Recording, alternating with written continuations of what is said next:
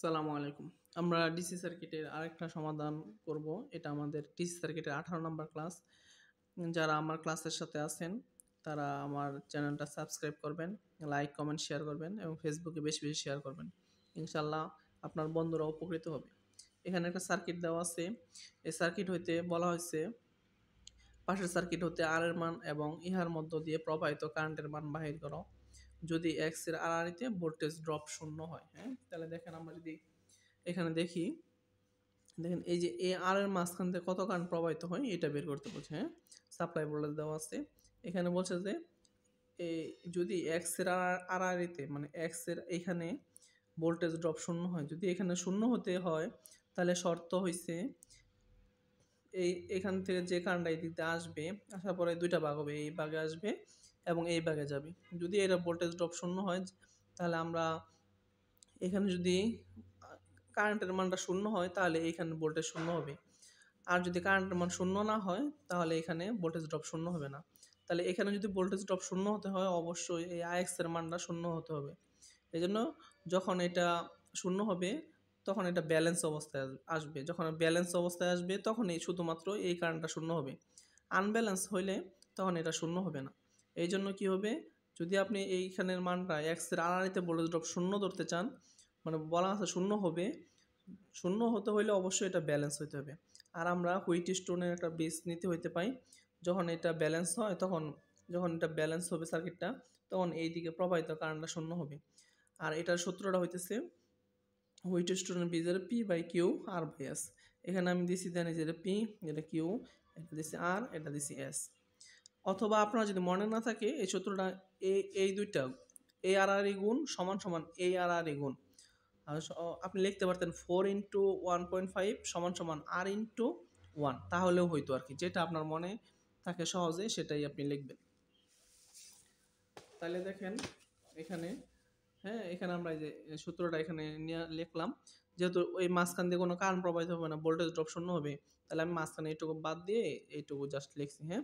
তাহলে আমাদের সূত্রটা কি বলছিলাম, যে বলছিলাম যে আর আর গুণ হবে অথবা পি কিউ আর এস, এভাবে লিখতে পারেন। আপনি যেভাবে সাদা লিখতে পারেন, অথবা 4 × 1.5। দেখেন এটা আর আর গুণ করলে কি হতো, 4 × 1.5 আর ইন্টু 1, আর ইন্টু 1, আপনি এভাবে লিখতে পারেন ইচ্ছা। যদি এভাবে লিখতেন এটাও হইতো আর কি, হ্যাঁ? যে সিক্স ইন্টু ওয়ান, দেখেন 6 × 1 সমান সমান 4 × 6 এটা 6 পরে বের করছি, সরি, এটা 6 × r হবে আর কি, এইটার মানে বের করতে হবে। তাহলে দেখেন এটা 6 × r হবে না, সরি, এটা r × 1 হবে, হ্যাঁ? r × 1 সমান সমান 4 × 1.5, 4 × 1.5। তাহলে এখান থেকে r এর মানটা বের হবে আর কি, হ্যাঁ?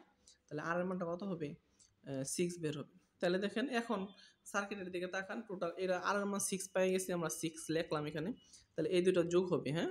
4 + 6 10 আর 1 + 1.5 2.5। তাহলে এই দুটো কি হবে দেখেন, কারণ ভাগ হইছে না, এখানে গিয়ে কারণ ভাগ হইছে, এই পয়েন্টে ভাগ হইছে, এই পয়েন্টে একত্রিত হইছে। তার মানে এটা একটা শাখা, এটা একটা শাখা, এটার সাথে এই শাখা প্যারালাল, যেই শাখার মধ্যে কারণ ভাগ হয় এই দুটো প্যারালাল হয়। তাহলে দেখেন এই যে 1.5 + 1 প্যারালাল 4 + 6, হ্যাঁ? এই টোটালটা প্যারালাল করলাম, প্যারালাল করলে এই একটা রেজিস্টার হয়ে যাবে।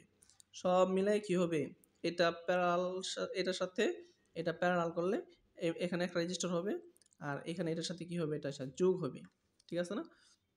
তাহলে আপনি যদি আরও সহজ অবস্থা চান এরকম হয়ে যাবে সার্কিটটা, 2.5 হয়ে যাবে এখানে, এই দুটো যোগ করলে, আর এই দুটো যোগ করলে কত হবে, এই দুটো যোগ করলে হয়ে যাবে 6 আর 4 কত হবে, 10 হয়ে যাবে।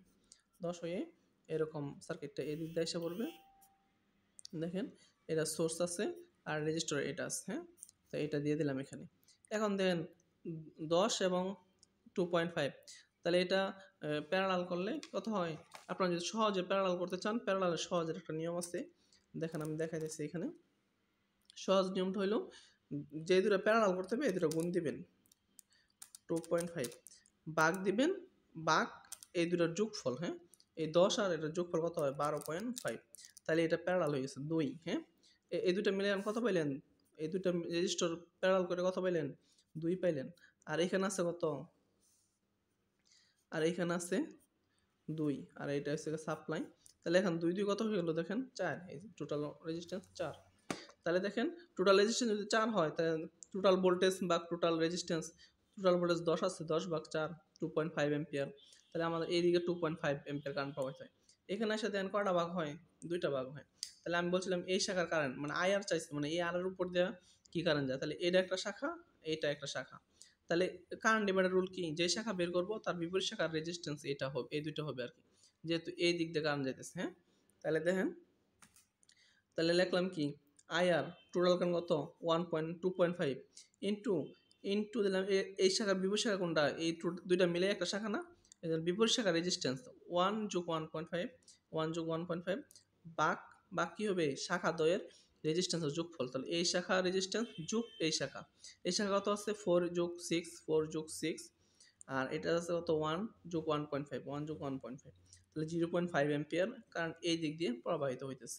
এটাই আনসার।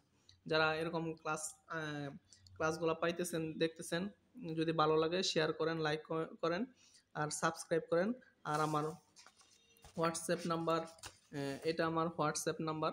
আপনারা যদি ডিসি সার্কিটের শিট লাগে তাহলে আমার সাথে হোয়াটসঅ্যাপে নক দিতে পারেন। আসসালামু আলাইকুম।